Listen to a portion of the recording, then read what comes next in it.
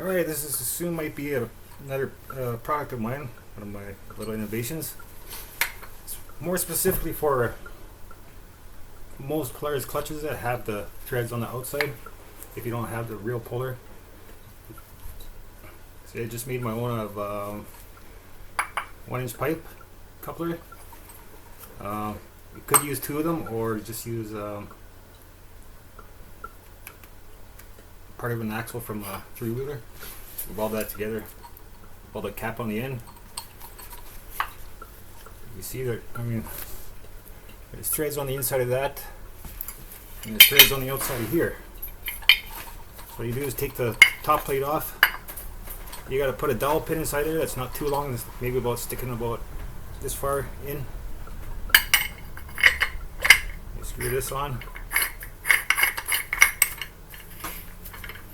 like so, and you just, there's a nut welded in underneath this cap. You just turn it as you would with any other bolt. Give it a couple pounds with a hammer. Give it a couple little taps on the side, and boop, so pop right off. There's one other trick you can do in case you don't have any kind of puller. You just get anything that's solid metal, that's smooth. You get a piece of rubber hose and you fill this hole in with rubber hose.